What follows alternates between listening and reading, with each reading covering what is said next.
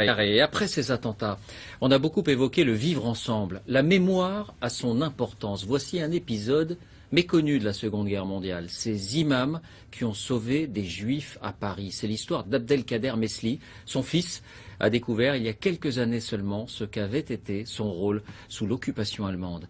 Isabelle Bechler, Vivien Roussel. C'est dans cette valise que Mohamed Mesli a découvert il y a 4 ans seulement l'incroyable vie de son père, Abdelkader Mesli. Il l'avait peu connu, il n'avait pas 10 ans quand il est mort en 1960. Je veux vous montrer, je ne sais pas en fin de compte ce que je vous montre là, puisque ça n'a pas encore été traité, trié, séparé, vous voyez. Alors, voyons, il y a des carnets dans lesquels... Et il y a beaucoup de textes en arabe.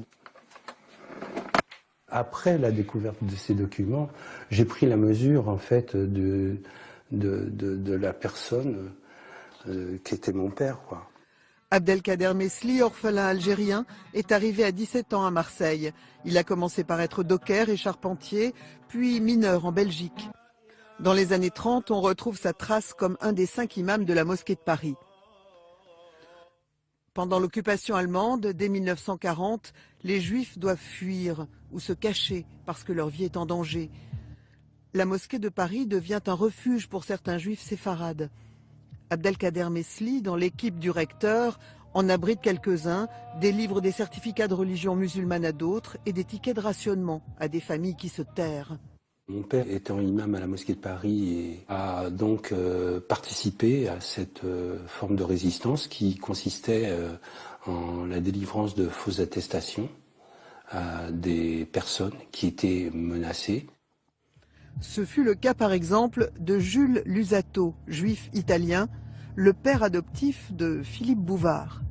La famille a été épargnée.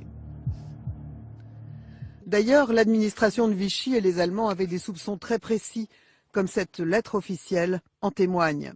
La mosquée délivrait à des juifs des certificats de confession musulmane pour les protéger.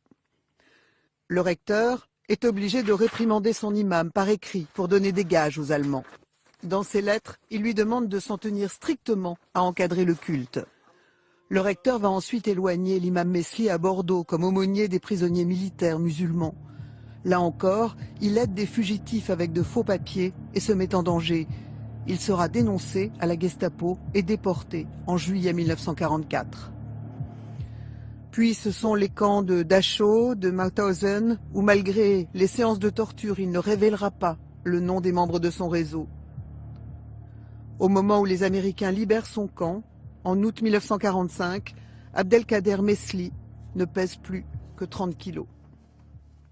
Surtout dans les périodes là que nous venons de vivre, je crois qu'il est important que des histoires de ce type-là ne tombent pas dans l'oubli.